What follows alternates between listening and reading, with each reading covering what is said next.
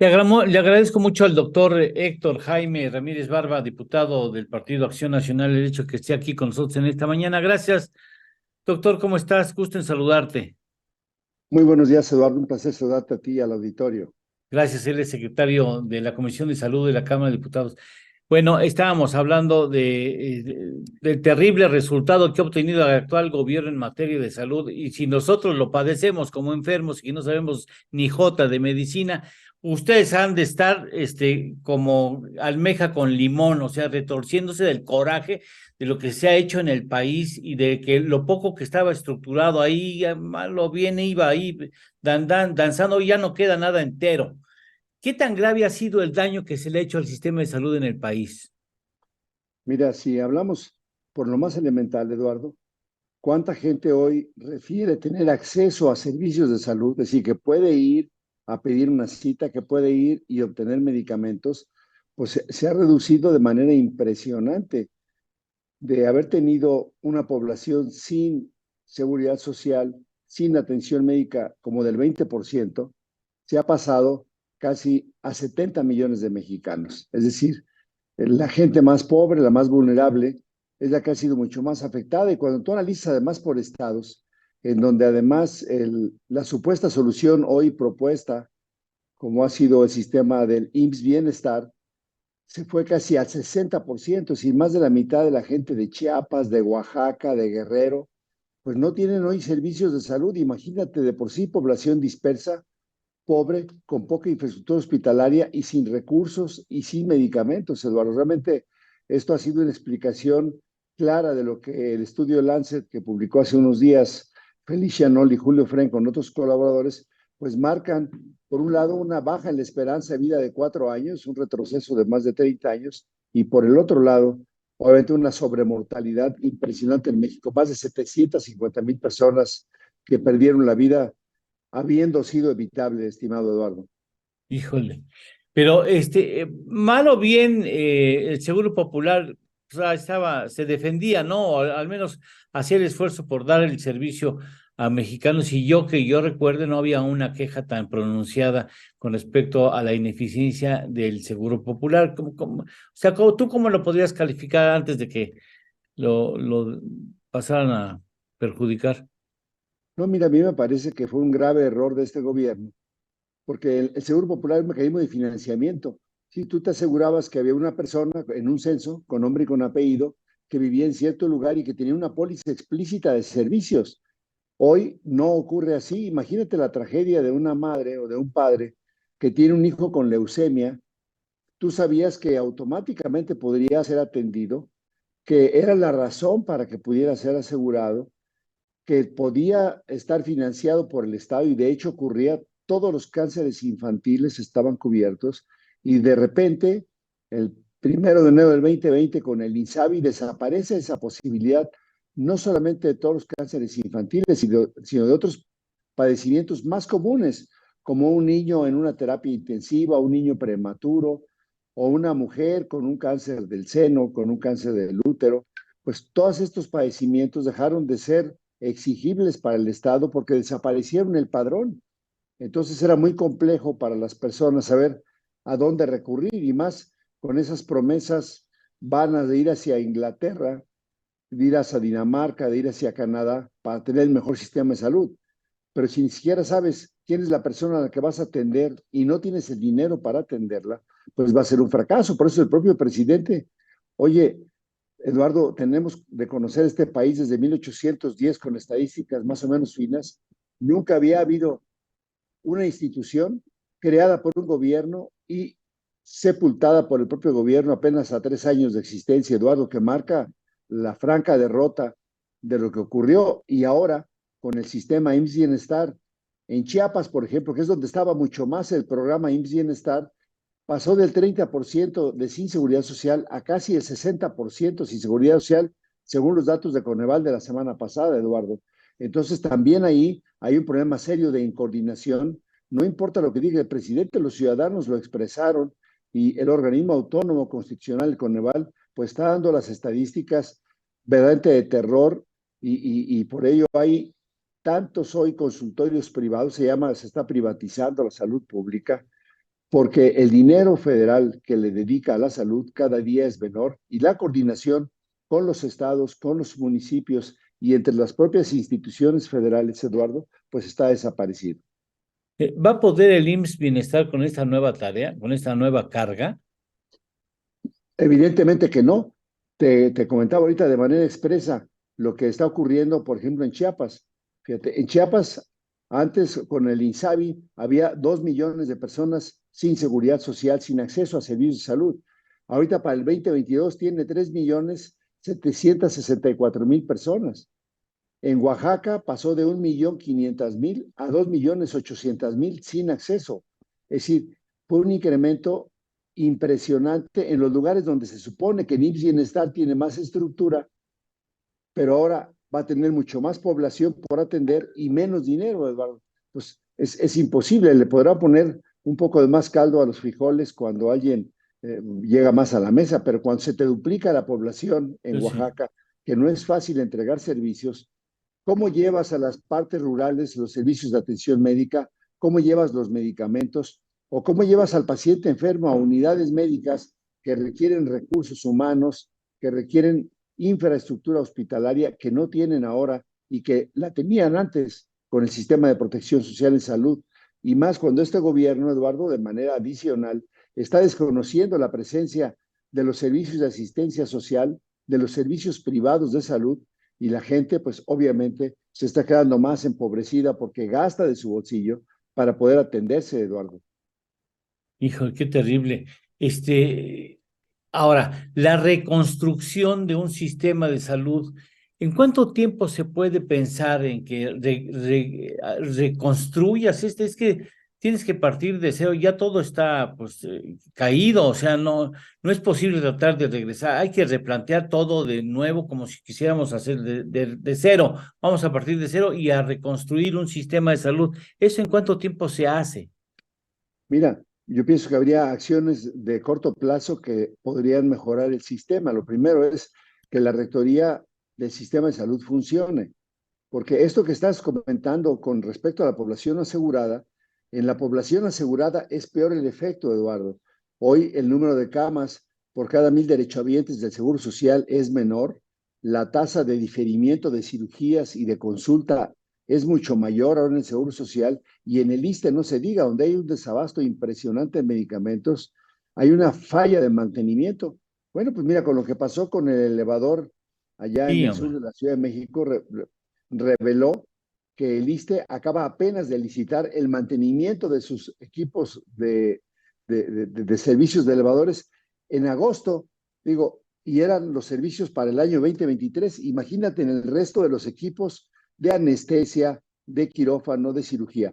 Hay que tomar la rectoría. Yo pienso que con el Frente Amplio, si esto llega a considerarse por la población civil y que nos apoye, habría que hacer una acción muy rápida de 100 días para tomar el control de lo que más le duele a la gente, que tenga un acceso formal, que tenga obviamente planteamientos rápidos de medicamentos y una infraestructura sanitaria que tenga el dinero atrás para poder responder a estas grandes necesidades, Eduardo. Ustedes están trabajando, ustedes, tú en lo particular, por supuesto, como médico, como especialista, digo, yo les comentaba con el público que tú has estado adentro, o sea, no es un médico que ve la situación desde fuera, sino tú has estado adentro, conoces los problemas que hay en esas instituciones. ¿Se está trabajando en este plan alterno en materia de salud? ¿Han colaborado ustedes? ¿Han hecho un trabajo para tratar de dar las ideas de cómo tendría que hacerse? Por supuesto, está trabajando con planes.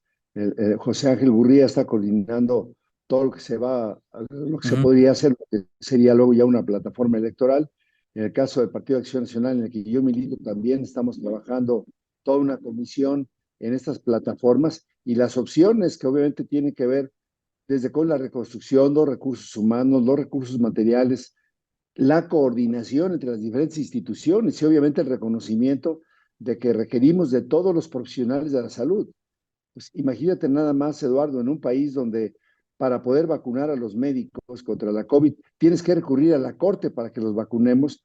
Pues ahora imagínate a un papá que vive en una zona rural o una zona conurbada pobre de México que tenga un cáncer y no hay manera de solucionárselo. Pues las personas obviamente embargan todo lo que tienen, se empeñan todo lo que tienen Sí. para poder ayudar a sus familiares. Generaciones, ¿eh? Yo conozco el caso de un joven de clase media, su hijo al mes de nacido tuvo que ser ingresado a una institución privada especializada en temas infantiles.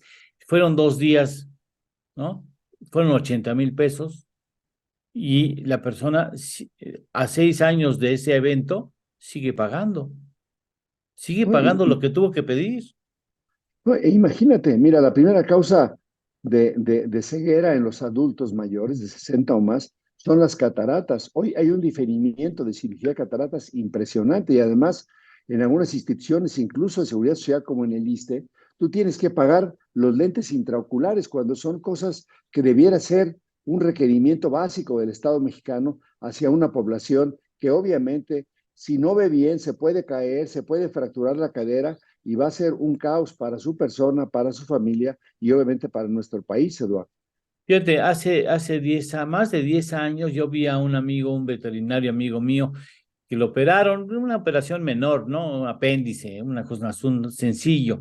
Estaba en una cama que tenía un directorio telefónico en una de las patas, ¿no? Y le dieron gelatina y para que se comiera la gelatina le dieron lenguas porque no había cucharas de plástico. O sea, que hace 10 años o más, ¿no? Entonces, imagínate, ya en esas circunstancias llega un presidente a renovar, a revolucionar la medicina con resultados funestos que ahora nunca habíamos visto. Lo más criminal, doctor, y tú lo habrás de cerca, lo habrás visto de cerca, niños con cáncer sin medicamento, o sea, ya no digamos un viejo como yo que ya va al salida, ya vivió, no, un niño que no tiene medicamentos para atender su cáncer, que puede ser reversible si se atiende correctamente. Por supuesto, y eso multiplícalo por un poco más de 30,000 niños por año que puede ocurrir este fenómeno, pero ahora valóralo con 12 millones de personas con diabetes sin medicamentos, sin insulina para atenderse, o casi 20 millones de mexicanos con hipertensión arterial, que a una edad francamente productiva, estamos hablando de 40 a 65 años, queda con un accidente vascular cerebral o fallece de un infarto al miocardio, la primera causa de muerte en México, cuando podía haber sido prevenido dando sus citas, dando su control y teniendo sus medicamentos, Eduardo. Mira, el paquete por persona de dinero que se tenía cuando el presidente López Obrador llegó a este gobierno era alrededor de 1,600 pesos por persona. Ahorita está casi en 800 pesos. O sea, ¿cómo le vas a hacer teniendo el doble de la población por atender y teniendo casi el 70% del presupuesto que tenía 800 pesos por año. por año, por persona? Imagínate, pues con eso, ¿qué haces? Bueno, es un juego. Permítame ir a una pausa, tengo que cumplir determinadas pausas comerciales. Vamos a una pausa y nos ayudas a entender cómo hay que hacerle. Porque bueno, ya que aprovechamos de que todo está de ruido, pues vamos entonces a aprovechar y levantamos algo que valga la pena, ¿no? O sea, Con mucho gusto. y nos das algunas ideas sobre lo que hay que hacer y por dónde comenzarías a atender los asuntos que son urgentes en materia de salud. Me gana la indignación, pero a ver, vamos a ver. Vamos a suponer que yo te dijera, a ver, doctor, aquí está el asunto, aquí está el paquetito, por favor, pónmelo en orden. ¿Qué tendría que hacerse primero, doctor, para recomponer el sistema de salud en el país? Mira, lo primero es pensar en una fuente de financiamiento universal, es decir, tenemos que asegurar un paquete básico para todos los mexicanos. Entonces, tendremos de manera número uno reforzar el sistema de salud pública, es decir, ocupamos inversiones significativas que no son caras para mejorar la infraestructura y el equipamiento desde lo más lejano, en donde está la población. Si está en una población muy distante desde sus casas de salud, los centros de salud y que tengan una cobertura. El segundo es que sí realmente hay una cobertura exigible de servicios de salud, que no vuelva a ocurrir que un niño con cáncer no tenga el tratamiento. Y si en un momento dado el Hospital Infantil de México está lleno, pues tendríamos que recurrir a cualquier hospital certificado que con calidad nos garantice que ese niño va a ser atendido y no que los padres anden pues sufriendo como ha estado ocurriendo y que casi volvió a regresar la época en la cual 8 de cada 10 niños con cáncer fallecen por falta de tratamiento. Entonces, la expansión de la cobertura del Seguro Universal de Salud sería muy importante. El tercero, Eduardo, y que no ha sido mencionado mucho, es cómo aumentamos el acceso a los servicios de salud mental, ¿eh? El estigma y la falta de recursos han impedido a muchísimos mexicanos buscar y recibir el tratamiento de problemas de salud mental. Tú ves la cantidad hoy de suicidios, de gente con depresión, de gente que se encuentra verdaderamente afectada por la falta de trabajo, por la pandemia, por los esfuerzos post-COVID. El cuarto es cómo hacemos para tener realmente una alerta mucho más temprana de lo que puede estar ocurriendo con nuevas enfermedades emergentes, reforzar el sistema de salud pública de vigilancia. Mira, estamos ya en agosto, el mes que entra se levantan las banderas y debiera ya de estarse anunciando la vacunación de la población de riesgo para la influenza, para la neumonía, para la COVID-19. Y nos enfrentamos hoy con un gobierno que está subejerciendo el dinero público, el dado para este año, por ejemplo, en el tema de vacunación. Hay un subejercicio importantísimo de miles de millones de pesos, lo cual va a significar pues que no va a haber las vacunas a tiempo y que las personas que tienen vulnerabilidad ante una neumonía, por ejemplo, pues puedan tenerla y muchos de ellos fallecer cuando se pudo haber evitado.